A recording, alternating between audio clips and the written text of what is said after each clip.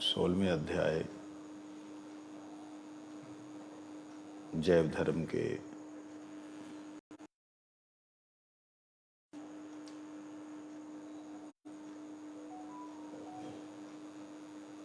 भगवान ने अगर जीव को स्वतंत्र इच्छा दी ही नहीं होती तो नुकसान ही क्या था। कृष्ण सर्वज्ञ हैं, अतएव जानते हैं कि जीव की स्वतंत्रता देने से कष्ट ही पाएगा। जानबूझ के क्यों उन्होंने स्वतंत्रता दी। ऐसी दशा में जीवों के कष्ट के लिए कृष्ण दायी हैं या कृष्ण ही दायित्व है कष्ट का या नहीं। तो बाबा जी ने जवाब दिया, स्वतंत्रता अगर ना दी जाए, आज़ादी ना दी जाए तो जीव जो है तो जड़ हो जाएगा और जड़ पदार्थ बहुत हेय और तुच्छ होता है। जीव को ये जो अमूल्य स्वतंत्रता ना मिली होती तो मट्टी की तरह होता। जैसे मट्टी का कोई स्वयं का इच्छा नहीं है, मट्टी कहीं जा नहीं सकती, इसको स्वतंत्रता नहीं है, उसके ऊपर कोई भी इसको उड़ा सकता है चेतन पदार्थ। कहते हैं ऐसी स्थिति में बहुत हेय हो जाता और जीव जो है चेतकन है, चेतन कण है। भगवान अगर स्वतंत्र हैं तो जीव भी अनुस्वतंत्र है। अनु और विभु ये दो शब्दों से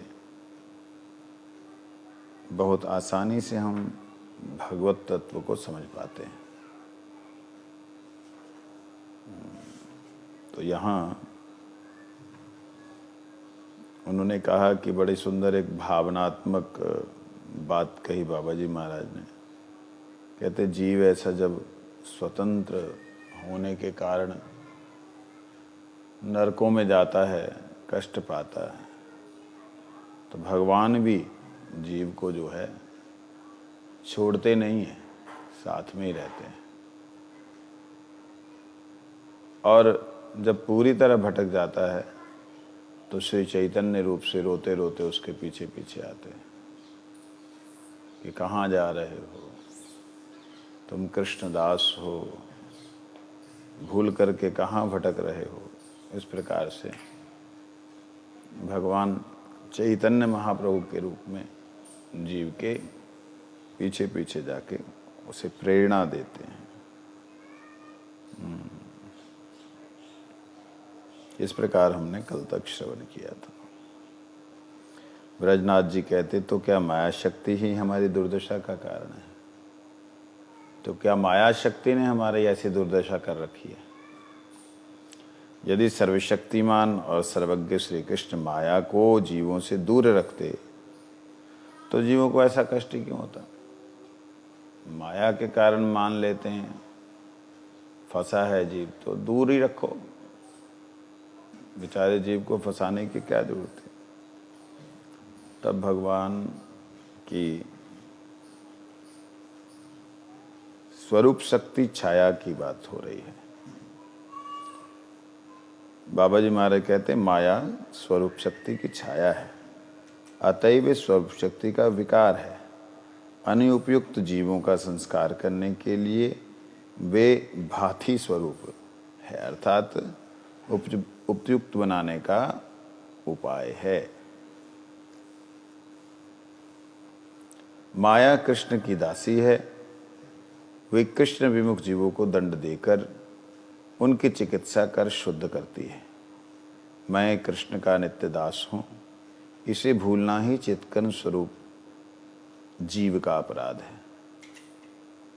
इसी अपराध के लिए माया पिचासी जीव को दंड देती है। यहाँ पिचासी कह दिया, कल ये भी तुमने श्रवण किया था उस दिन।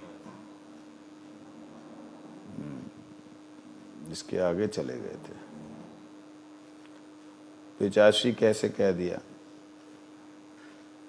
ये माइक जगत कारागार है और इस कारागार की रक्षित्री माया है। माया इस कारागार में कृष्ण विमुख जीवों को बंद कर दंड प्रदान करती है।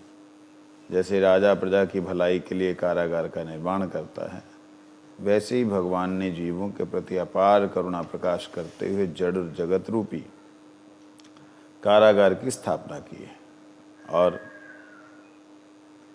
जड़ माया को इसी कारागार के रक्षेत्री नियुक्त किया है।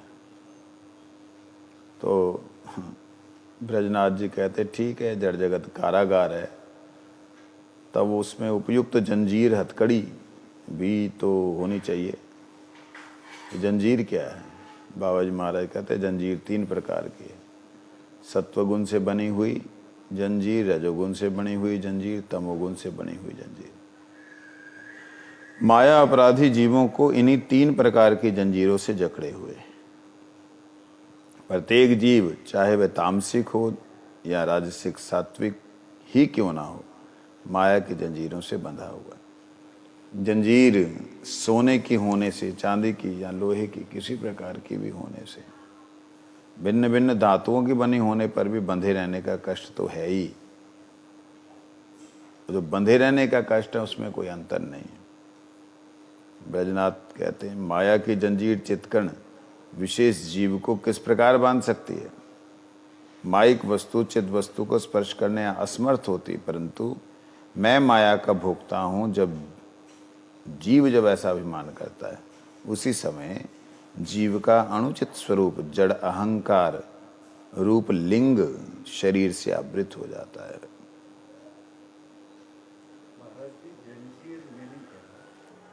जंजीर मीन्स लाइक अ रोप, और क्या बोलते हैं उसको,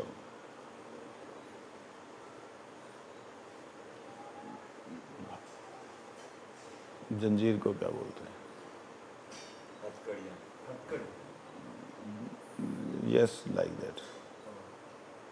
मतलब for caging something. This is Hindi language, Janjeer. Janjeer means like this. क्या बोलते हैं उसको? Chain, yes. By chain. So, कहते हैं, प्रश्न किया जंजीर कैसी है? सतोगुण से, रजोगुण से, तमोगुण से बनी हुई। सतोगुण से बनी हुई हालांकि सोने की जंजीर है, फिर भी उसमें कष्ट तो होता ही है।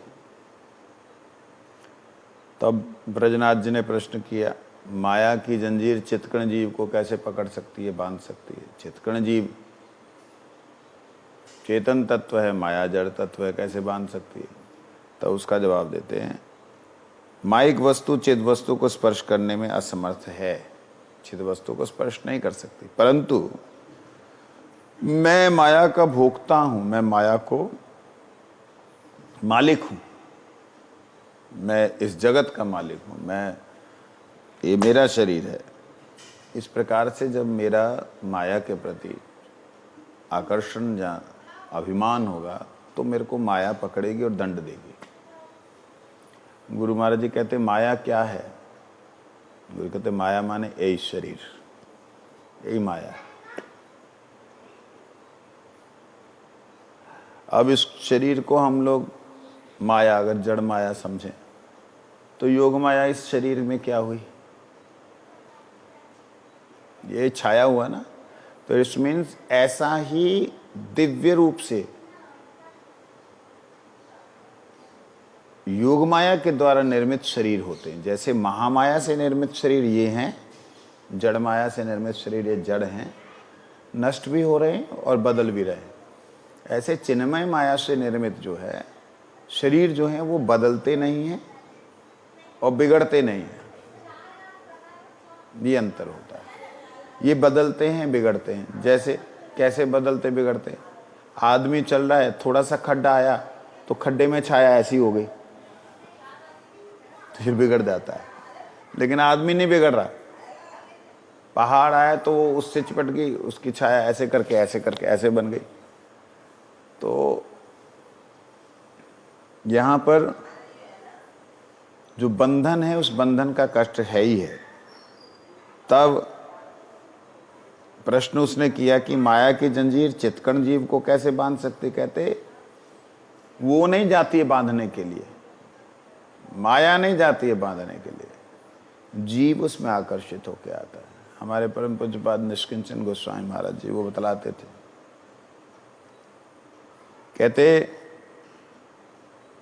माया ऐसे ही है जैसे गुड़ होता है, गुड़, गीला गुड़, ढीला गुड़, गुड़ जानते हो? हाँ गुड़, वही वो जो गुड़ है ढीला नरम गुड़, वो मक्खियों को पकड़ने नहीं जाता,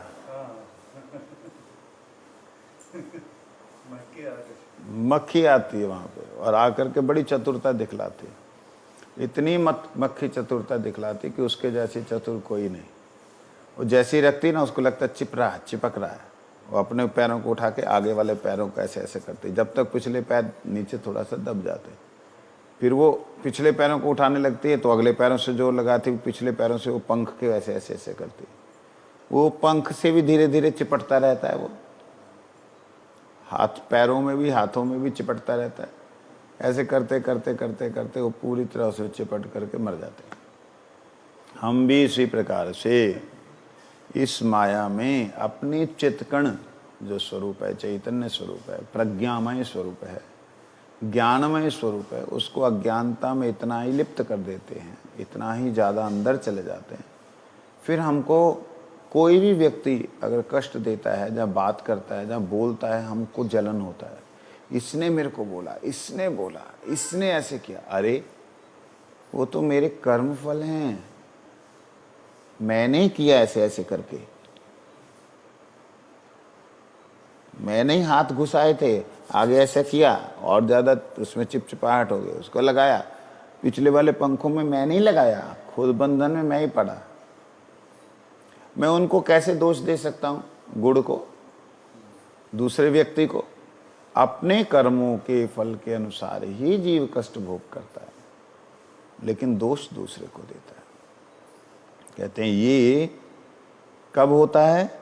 जब जीव का ऐसा अभिमान होता है कि मैं मालिक हूँ, मैं इतना करके दे, मैं ऐसे किया, मैं, कहते तभी होता है। कहते उसी समय जीव का अनुचित स्वरूप जड़ अहंकार रूपी सूक्ष्म शरीर से आवृत हो जाता है। जड़ अहंकार रूपी सूक्ष्म शरीर, जड़ अहंकार होता है, सूक्ष्म अहंकार भी होता होगा, चिन्मय अहंकार भी होता होगा। जड़ अहंकार ये कि माया का मालिक, सूक्ष्म अहंकार ये कि अहम ब्रह्मस्मि, चिन्मय अहंकार ये मैं कृष्ण का अंश दास हूं। अहंकार वैसे ही सूक्ष्म तत्व है, ठीक है? अहंकार इस जड़ जगत में सूक्ष्म तत्व है, ये दिखाई नहीं देता प्रैक्टिकली आंखों से। आत्मा देख सकती है अहंकार का रूप, लेकिन अहंकार एक सूक्ष्म स्वरूप है।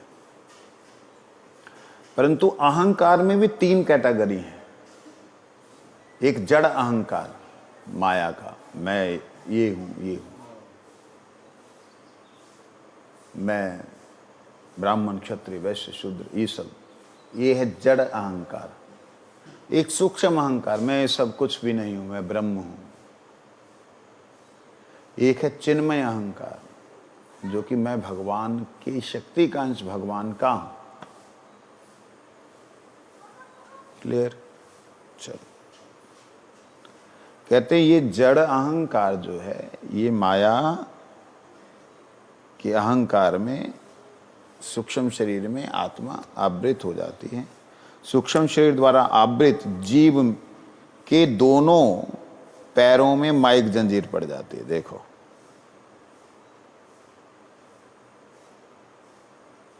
जीव के दोनों पैरों में। अब पैर कहां से आ गए? इसका मतलब ये कि जीव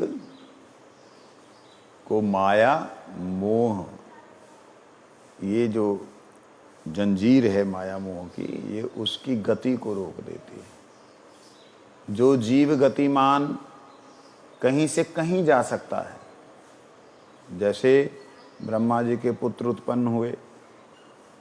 ब्रह्मा जी के पुत्र जो हैं कोई स्त्री से नहीं पैदा हुए,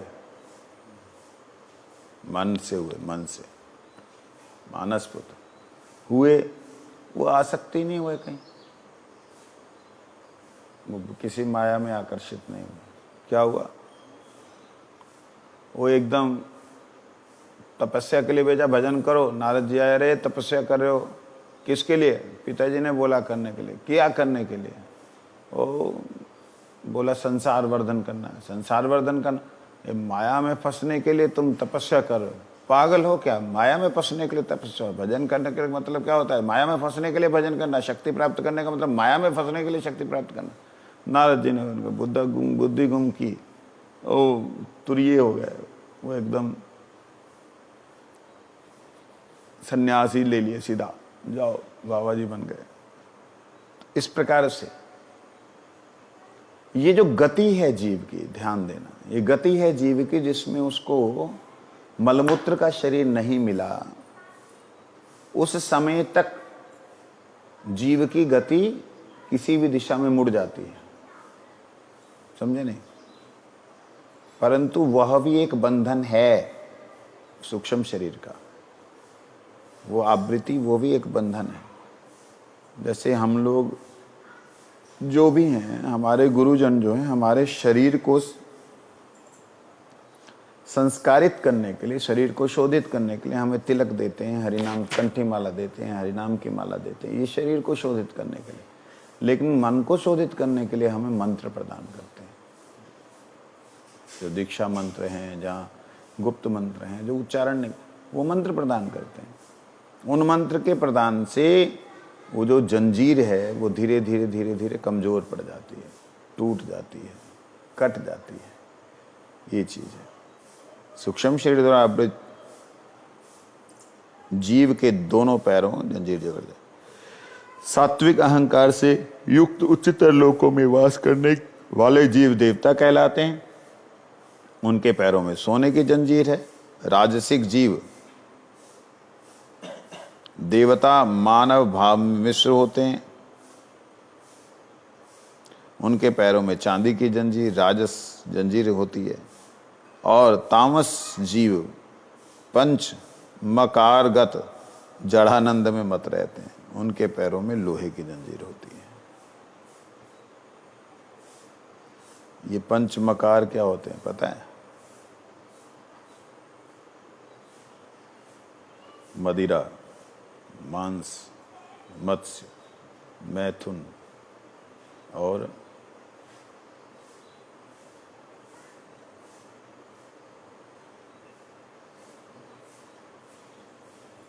पंचमकार। माँ 5 होते हैं, एक रह गया।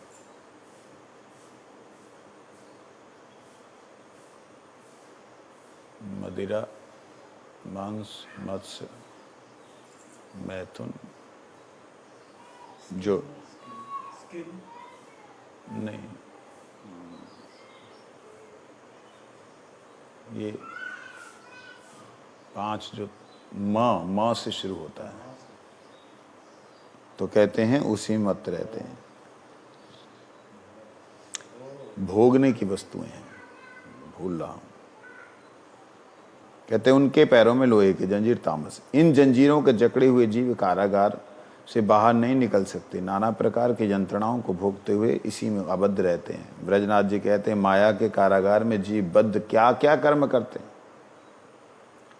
बद्ध जीव क्या क्या कर्म करते हैं? बाबा जी कहते हैं सबसे पहले जीव अपनी माइक भोग प्रवृत्ति के अनुसार ऐसे ऐसे कर्मों को करता है जिससे वे अपने मनोवांछित भोगों को प्राप्त कर सके, और दूसरे माइक जंजीर में बंधे होने के कारण उसे जो कष्ट प्राप्त होते हैं उन्हें दूर करने की चेष्टा करता है। यही है, जैसा उसकी भोग प्रवृत्ति है उस प्रकार से वो कर्म करता है। उसकी भोग प्रवृत्ति जरूरी नहीं है कि विषय वासना ही होगी। भोग प्रवृत्ति खाने में भी हो सकती है, और लग्जरियस सोने में भी हो सकती है, और बढ़िया बढ़िया कपड़े रख करके अपने आप के श्रृंगार करने में, किसी भी प्रकार की प्रवृत्ति जो है भोग प्रवृत्ति हो सकती है। कहते हैं उसी प्रकार से वह कष्ट प्राप्त करता है और उसको दुखों को दूर करने की चेष्टा करता है। यही उस मायाबद्ध जीव का कर्म है। जो नहीं है उसको संग्रह करता है भोग के लिए, जो है उसकी रक्षा करता है भोग के लिए। यही उसका जीवन भर काम रहता है। ब्रजनाथ जी कहते कृपया पहले प्रकार के कर्मों को विस्तार से बताइए, जो उसके प्रथम शुरुआत के जो कर्म हैं उनके बारे में बताएं। बाबा जी महाराज कहते हैं जड़ीय स्थूल शरीर ही स्थूल आवरण है। स्थूल आवरण की 6 अवस्थाएं होती हैं: जन्म, अस्तित्व, ह्रास, वृद्धि, परिणाम, क्षय। जो क्षय है, क्षय होना, कहते प्रश्न किया कि आप कृपया करके जो कर्म के बारे में कहा गया, आपने ऊपर जो कर्मों के बारे में बोला बंधन के सिस्टम से, वो कर्मों के बारे में मेरे को विस्तार से समझाओ। कैसे कर्म करता है, जिन कर्मों से फंसता है। तो कहते हैं जड़ीय स्थूल शरीर ही वास्तविकता में स्थूल आवरण है, मोटा आवरण, मोटा। और स्थूल आवरण की 6 अवस्थाएं हैं। इस आवरण की 6 स्थितियां हैं। पहला जन्म होता है, दूसरा जन्म होकर के उसका अस्तित्व होता है, मैं हूं, और वह जो टिकाव, उसका बचाव, उसके होने का, शरीर के होने का अनुभव, मैं हूं शरीर, मैं हूं, ऐसा उसका अनुभव, उसको कहते हैं अस्तित्व।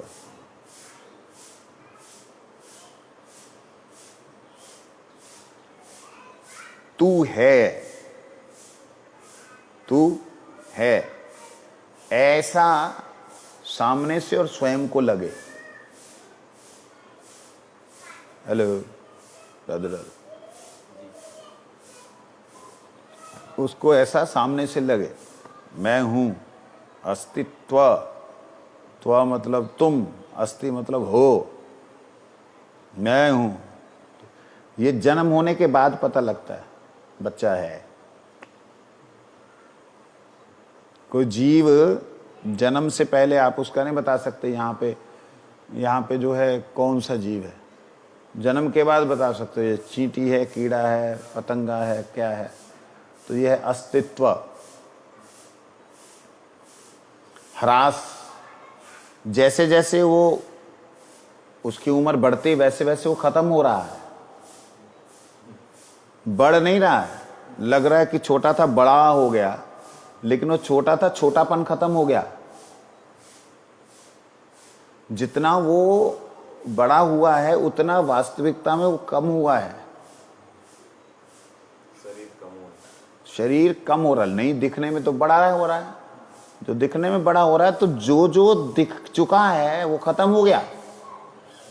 उसको बोलते हैं ह्रास, नष्ट होना।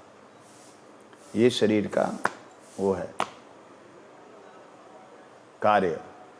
शरीर इस प्रकार से 6 प्रकार के विकारों में ग्रस्त रहता है। उसके बाद है ह्रास के बाद वृद्धि। अब ये जन्म हुआ, मैं हूं में ह्रास हो रहा है, वृद्धि भी हो रही है। ह्रास नष्ट हो रहा है, वृद्धि किसकी हो रही? ज्ञान की वृद्धि हो रही, अनुभव की वृद्धि हो रही। शरीर नष्ट हो रहा है लेकिन वृद्धि भी तो हो रही है, ज्ञान की और अनुभव की। नहीं समझे? ज्ञान तो 99.99% किसी को पता ही नहीं है। वो ज्ञान नहीं, द एक्सपीरियंसेस, बॉडी के द्वारा, शरीर के द्वारा जो एक्सपीरियंस कर रहा है वो तो उसे अनुभव होते जा रहे हैं। वो तो उस बालक को नहीं है, छोटे को जो जन्म हुआ उसका वो एक्सपीरियंस नहीं है। शरीर में क्या की बीमारी होती, कैसे होता, उसको कुछ नहीं पता है। तो वो एक्सपीरियंस गेन करता है। ये वृद्धि हो रही है। ह्रास, शरीर जितना उसने जी लिया वो खत्म हो रहा है। ह्रास वृद्धि एक साथ है, ये जो दिया है ह्रास और वृद्धि एक साथ। कहते परिणाम, ये जो बढ़ रहा है, परिणाम क्या हो रहा है? परिणाम हो रहा है इसका, नजर आ रहा है, ओ ये तो ऐसे थे अब ऐसे हो गए। ओहो आप देखो 6 महीने पहले की फोटो देखो, अब की देखो, वो कितना बदलाव है आप में, तो कमाल ही हो गई, ऐसे बोलते हैं। साल भर पहले की फोटो, हमारी 3 साल पहले की राधा अष्टमी की वीडियो देख कर मैं हैरान रह गया, मैं ऐसे थे। तो ये परिणाम, शरीर के बदलाव का परिणाम भी होता है। एक तो शरीर जन्म हुआ, शरीर है इसका अनुभव हुआ, है होने का मतलब ही है उसका, उसके अंदर वर्धन होना। लेकिन जैसे जैसे वर्धन होता है वैसे वैसे ह्रास होता है। ह्रास होने के साथ अनुभवों की वृद्धि होती है, और अनुभवों की वृद्धि के साथ परिणाम भी होता है। क्या? ओ ये तो ये निकलो ऐसा बन गया। और उसके बाद है आखिर में क्षय, नष्ट होना। ये परिणाम का थोड़ा और चिंतन किया जा सकता है, लेकिन फिलहाल छोड़ते हैं। ये 6 प्रकार का विकार स्थूल शरीर का धर्म है। ये शरीर का धर्म है, स्वभाव है। क्षुधा, प्यास, ये सब जड़ शरीर का अभाव है। भूख लगना, प्यास लगना, इस जड़ शरीर का अभाव है। अभाव मतलब इसके बिना जी नहीं सकता, ये इसके बिना रह नहीं सकता। भूख लगेगी तो खाना पड़ेगा, प्यास लगी तो पीना पड़ेगा, नहीं तो ये शरीर नहीं रह सकता। भूख और प्यास कहते ये शरीर का अभाव है। जड़ शरीर में स्थित जीव अपनी भोग वासनाओं के द्वारा परिचालित होकर आहार, निद्रा और संग आदि के वशीभूत होता है। कहते जड़ शरीर में स्थित जो जीव है अपनी भोग वासनाओं के द्वारा प्रचालित होकर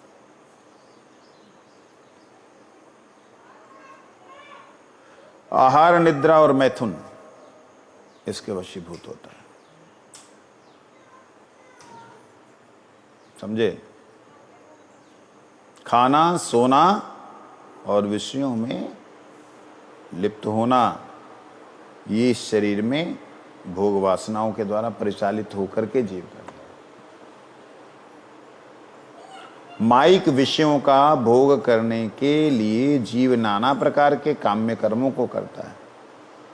माइक मतलब माया से निर्मित जो विषय हैं उनको भोग करने के लिए जीव नाना प्रकार के कर्मों को करता है। माइक विषयों का भोग मतलब माया से निर्मित विषय। माया से निर्मित विषय क्या है? दिखने में लगते हैं अच्छे, लेकिन हैं प्रैक्टिकली अच्छे नहीं। जैसे ये शरीर दिखने में बड़ा सुंदर लग रहा है, कई लोग तो शरीर के लिए इतने पागल हैं, भगवान उनको रक्षा करो, भगवान उनकी झुर्रियाँ पड़ रही हैं तो यहाँ से खिंचवा करके, चमड़ी को खिंचवा करके अंदर इंजेक्शन दे करके अपने अपने पता नहीं क्या विकृत रूप बनाते हैं, भगवान जाने। वो इधर से सुई घुसा करके अंदर से बंधवा देते, जैसे डिम्पल पड़ जाएं, ऐसे करके या खड्डे पड़ जाएं। बताओ, हाँ, खड्डे डालने के लिए इधर से सुई में घुसा के अंदर से उसको टाका लगा देते हैं कि वो जैसे हंसेगी ऐसे हो जाएगा। क्या बुद्धि है भगवान! तो ये बतला रहे हैं, कहते हैं ये क्या, माइक विषयों के प्रति जीव नाना प्रकार के काम्य कर्मों को करता है, और जिसके कारण क्या होता है, स्थूल शरीर के जन्म से लेकर चिता आरोहण तक, जन्म हुआ और चिता में जाने तक 10 प्रकार के कर्मों का अनुष्ठान करता है। 10 प्रकार के उसके कर्म करता है।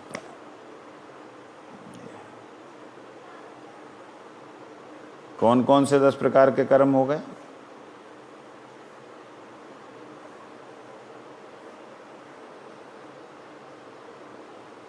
ऊपर का जो 6 प्रकार की उसकी स्थिति, भूख, प्यास, निद्रा और संग,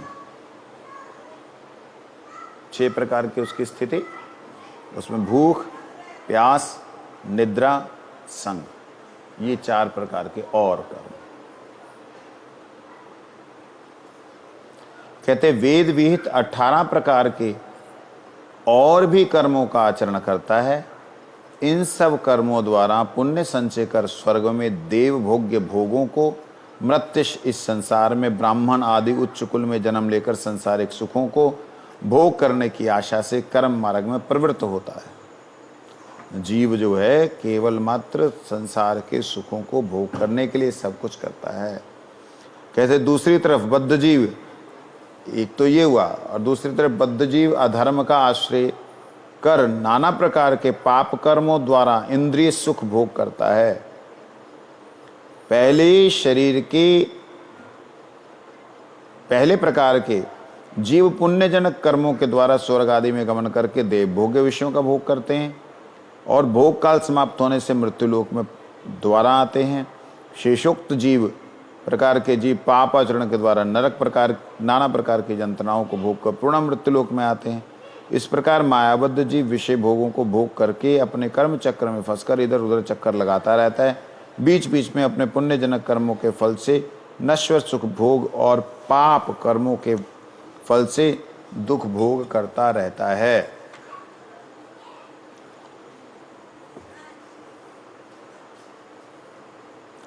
यहाँ पे कर्मों के बारे में पूछा, तो ये कर्मों के बारे में बतला रहे कि जीव कैसा कैसा कर्म करता है। तो उन्होंने बताया सर्वप्रथम जीव के जो करने के कर्म हैं वो शरीर के अपने कर्म हैं, जीव के अपने कर्म हैं। शरीर के अपने कर्म क्या हो गए? जन्म हुआ, उसका अस्तित्व दिखलाई दिया। जन्म तो पिता के पेट में ही हो जाता है। कैसे हो जाता है? सांस लिया आकाश से, वायु से पेट में गई जठराग्नि, जठराग्नि में बिंदु स्वरूप में प्राप्त होना, ये जीव का जन्म तो वहीं हो गया। जीवात्मा उसी जलबिंदु में प्रवेश कर जाती है, तो वहीं पे एक प्रकार से जो है उसका एक कीट, छोटा क्षुद्र कीट, उसको क्या बोलते हैं? बैक्टीरिया ना, जो स्पर्म्स के जो बीज होते हैं वो जो छोटे छोटे, क्या बोलते हैं उसको? सेल। उसको सेल के रूप में उसको उसी में जन्म हो जाता है। इस प्रकार से वह जीव जो है अभी है तो सही उसका एक प्रकार से जन्म, लेकिन अस्तित्व दिखलाई नहीं देता कि वो मनुष्य है या वो पशु है या कीड़ा है। अभी उसका अस्तित्व दिखलाई नहीं दे रहा है, क्योंकि बीज स्वरूप में जीव का कोई अस्तित्व दिखलाई नहीं देता। बीज बहुत सारे हैं, परंतु बहुत सारे बीजों में कौन कौन से पौधे हैं, जब जन्म होता है तब वो अस्तित्व उसका दिखलाई देता, मतलब वो प्रकट अपने होने के बाद अस्तित्व। ये लड़का अंधा है, काना है, लंगड़ा है, भेंगा है, ये बाद में दिखलाई देता है। समझ लगे? इसको बोलते अस्तित्व।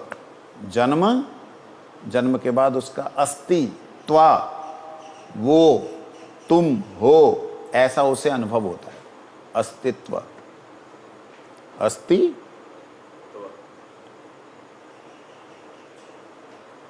उसके बाद कहते हैं ह्रास। जैसे जैसे जीव जो है बड़ा होता जा रहा है, उसकी छोटी अवस्था का ह्रास होता जा रहा है। छोटी अवस्था उसकी खत्म होती जा रही है। वो सोच रहा है बड़ा हो रहा है, लेकिन वास्तविकता में उसकी छोटी अवस्थाएं खत्म होती जा रही। जिस अवस्थाओं को पार करता जाता है अवस्थाएं खत्म होती जाती, ये ह्रास है। लेकिन इसमें फिर वृद्धि भी होती है। क्या वृद्धि होती है? शरीर बढ़ रहा है, उम्र बढ़ रही है, उम्र के साथ एक्सपीरियंस बढ़ रहा है, अनुभव बढ़ रहा है, और बुद्धि का वर्धन हो रहा है, ये वर्धन हो रहा है। लेकिन साथ साथ उसका परिणाम भी मिल रहा है। क्या परिणाम मिल रहा है? ह्रास हुआ, वृद्धि हुई, परिणाम क्या हुआ? धीरे धीरे धीरे धीरे उसमें पूरा बदलाव आता है। छोटा बच्चा 6 महीने बाद बदला हुआ होता है, बड़ा आदमी 6 महीने बाद उसका फोटो अलग होती है, ये परिणाम होता है, और पता लगता है आखिर में क्षय हो जाता है। ये 6 प्रकार की क्रिया हमारे पहला कर्म है। और इन 6 प्रकार में एक विशेष बात रहती है, क्या? भूख लगती है और प्यास लगती है। बिना और भूख प्यास के, बिना खाए और बिना पिए शरीर नहीं रह सकता। बहुत सारे वैष्णव लोग परिणाम के अंतर्गत दूसरे जीव को जन्म देना या कुछ उत्पन्न करना भी बताते हैं। वो भी है, वो भी है। जन्म देना उत्पन्न करना, हमने ना कियो जन्म दियो किसी को, ना उत्पन्न कियो जाके, मतलब हमारा परिणाम ना भयो। अच्छा महाराज जी, इसमें जैसे इंसान जन्म लेता तो मृत्यु तो निश्चित है, मृत्यु है, ये अटल सत्य है। तो जब मृत्यु है तो फिर मृत्यु से घबराती क्यों है? वही तो माया है कि जीव जो है भयभीत हो करके अपने आप का अस्तित्व जो है रखने के लिए, मैं हूं इसको रखने के लिए ही भयभीत होता है कि नष्ट ना हो जाए, नष्ट ना हो जाए। तो ये भय जो होना है ये स्वाभाविक है, क्योंकि उसने जो शरीर को धारण किया वो नष्ट होने वाला है। नष्ट ना हो जाए इसलिए भय होता है। नष्ट होना ही है, लेकिन इसीलिए भय होता है कि नष्ट ना हो जाए। परंतु वह नित्य सत्य है, उस शरीर के बिना भी है, इस बात का अनुभव नहीं होता। यही ना होने के कारण आहार, निद्रा और भय में जीव फंसा हुआ रहता है। मैं अलग हूं इस शरीर से, यह अनुभव ना होने के कारण आहार, निद्रा और विषय भोग वासनाएं आहार चाहता है, निद्रा चाहती है, और विषय भोग, ये, और साथ में मृत्यु से डरता रहता है, मर ना जाओ, मर ना जाओ, मर ना जाओ। यही आहार, निद्रा, भय, मैथुन, इसमें कर्म भी सब कुछ तो ही है ना। कर्म के बिना तो कैसे, निद्रा कैसे करोगे बिना कर्म के? सोओगे कैसे? सोने की भी एक कर्म है, आहार करने के लिए भी कर्म है, भय भी एक कर्म है, विषय भोग वासना भी एक कर्म है। कर्म तो कर्म क्रिया। फिर प्रश्न करता है बद्रीनाथ जी, दूसरे प्रकार के कर्मों को भी आप स्पष्ट करें। कल को इसको श्रवण वंश